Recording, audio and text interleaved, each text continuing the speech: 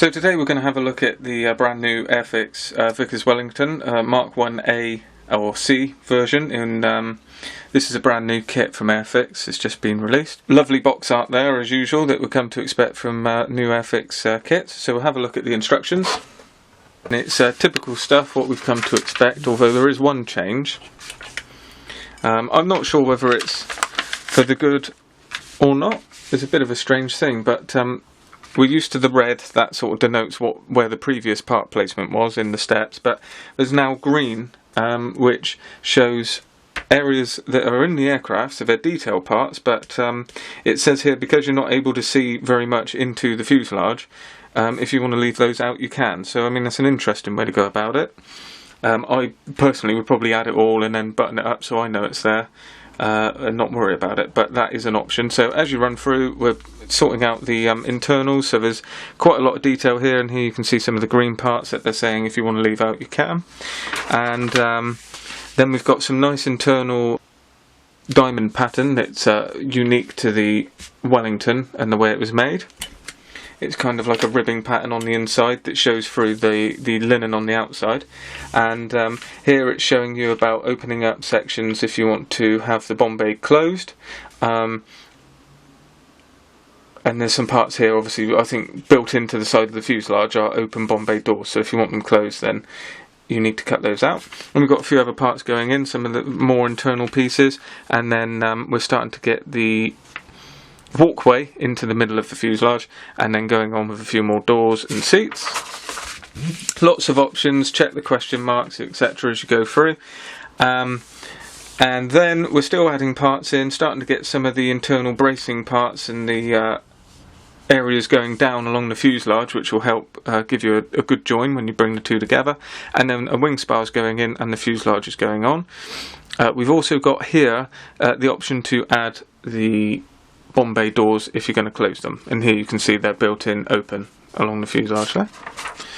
And then we're on to the engine nacelles, onto the wing, and everything looks pretty straightforward here. You've got options for wheels down or wheels up, so a couple differences. This is the wheels up if you're going to do it in flight. This is for having the landing gear down. And then the wings are going together in the usual fashion, two-piece joins, ailerons going on, and then we're starting to get the fronts to the rears of the engine onto the nacelle here. Parts of the landing gears are also going in. And then we start to bring the wings on, so it looks like a nice solid join with a wing spar there. And here you can see, hopefully when we get into the kit we'll see it a bit better, but you're seeing some of the diamond pattern come through even in the CAD drawings here.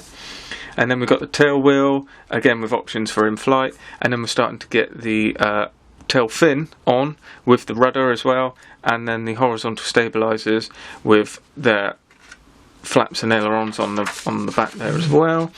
Then we're looking at the engine, so you've got the front of the cowling here with front of the nacelle here, sorry, where the engine attaches, and it's a nice looking engine there, probably a little bit basic, but you don't seem to see much when the cowling goes on. It covers most of it up. And then we've got options to have the rear vents here open, and we do have bombs included here, and here are the bomb racks that go in to the inside of the open bomb bay. And that's looking pretty good. And then we've got a few clear parts going on here. So you've got some gun turrets, you've got one at the front, one at the back, and I believe there's one halfway down here. That might be just a viewing glass. And then we've got some side windows as well, and we're filling in some parts here, which I think this is this piece that's going in here is an option if you're for a later model that presumably is going to be released by Airfix at a later date. Then we've got weight on wheels, which are in two pieces, and they seem to go on no problem by the looks of it. And then a few small details going on now. So we've got another clear piece here, which is an observation window, I think, at the bottom there. And we've got a ladder and a few exhausts running out from the engine. And then we're running on and finishing off with the propellers and the windscreen here. And this is a nice touch. You've got two options, two different windscreens here if you want to have the side windows open, and there's a depression on the side of the fuselage to take that. I presume they had sliding windows, and that's a really nice option there, so that'll show off some of the cockpit. And that completes the build. So have a look at the painting instructions, and typical of the new Airfix, you've got a big fold out colour sheet here, and the A marking is, so this is number 75, it says New Zealand Squadron aircraft here, of the Royal Air Force Feltwell in Norfolk in 1941. And this is the one that's on the front of the box here, where the engine caught fire, and it says here, for his actions in climbing onto the wing in flight and attempting to smother an engine fire, Sergeant Pilot James Allen Ward was awarded the Victoria Cross. So there's a nice bit of history into that one. Standard colours, so you've got the black underneath, and running up the sides here, and then you've got the standard pattern over the top of dark earth and dark green. And it obviously shows decal placements, and then the second option is so that the first one's a Mark 1C, this is a Mark 1A, and this is number 20 Operational Training Unit, Royal Air Force, Lossiemouth in Scotland, December 1940, and this aircraft was recovered from Loch Ness in 1985 and is now on display at the Brooklands Museum in Surrey, England. So again, same standard scheme, nice decal placement. You do have different roundels here, I believe, if you're doing the restored version, which are a bit brighter, so something to take on board there if you want to do that, and that's a nice option there. There's a few other small differences for the restored version, so something to keep an eye on if you want to do the one that's actually sitting in the museum now. As usual, we've got very nice decals here printed by Cartograph. You've got common markings here, so you've got some instrument panels and a few markings that is the same for both options. Then you've got the A markings, which are some of the large letters and the roundels on the side, as well as the serial number. And then here you've got some brighter decals for using if you're going to do the restored aircraft. So they're just a bit brighter. You can see the contrast here, so that's a nice touch. As with most Airfix kits now, it's all in one bag with the clear parts bundled separately. So take those out of the way. So there you can see it all. So starting off with the main part, we've got the fuselage halves there, and they look extremely good. Very fine detailing. Nice ribbing pattern there to show the linen over the wooden structure, and on the inside we've got very nice diamond pattern as well, running all the way through the whole of the fuselage and in the open areas as well, so that you can see that through the windows. We do, as would be expected, have ejector pin marks inside some of these diamond patterns, so that's the only thing I can see that would be a slight issue and maybe a niggle to some people, but I mean that's to be expected with that amount of detail in, I would say. So that's a very nice piece there. I cannot see any moulding problems or anything like that, so everything looks okay. So that's a very nice sprue.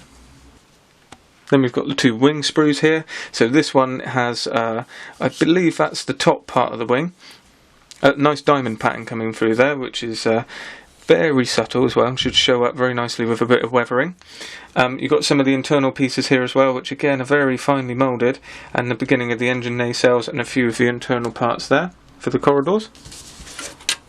Then we've got cowlings and propellers, as well as the engines and the horizontal stabilisers with exhausts as well, with hollowed out ends. Very nicely done hollowed out ends. The engines are, like I said, they do look a bit basic, but again, perfectly adequate for what we're going to need with what you can see. And then we've got another sprue here which has a lot of the smaller details of the internals. You've got some nice radios there, some of the guns, here's the wheels as well in their two halves, and plenty of nice detail there, and here are the bombs which are in two halves as well, so that's a nice addition. And then finally for the grey sprues, we've got the closed bombay doors, some of the ailerons, and again mostly internal structuring parts, and a few other bits and pieces for the outside of the aircraft. Nice ladder there, looks like it looks very well moulded. I can't see any flash. Well, I suppose there is a little bit of flash. There's sort of seam lines. It's not really flash. There's seam lines running around the moulded parts. Everything looks very cleanly moulded. We've got the newer versions of the locating pins here, which I prefer. They join together very well. and everything looks nice and crisp. Then lastly we're on to the clear sprues, and everything is crystal clear here. It's really well done. It's very nice and shiny, very well polished. The side windows are really good running down here. Both cockpits, both glazings for the cockpit area are extremely well done. And I can't see any issue there. There's the small inserts here that go onto the side of the fuselage that have a small window in them. And they're nicely done. I believe that's where a machine gun pokes out for the side of the aircraft as well. So yeah, absolutely no problem there whatsoever. So that is the Airfix 172nd Vickers Wellington, and I'd say it's a very impressive looking model. Obviously it will tell when we start to put it together, but looking at it from the box, everything looks absolutely exquisitely moulded, very well detailed, nice crisp mouldings throughout with lots of extra detail all the way through, including the ribbing and the subtle detail on the outside of the aircraft, and that's topped off with a full detail on the inside. So straight out of the box and looking at it, it looks like a very good kit. So I hope you enjoyed that review, and if you like what you see, then subscribe to the channel and check out a few more videos.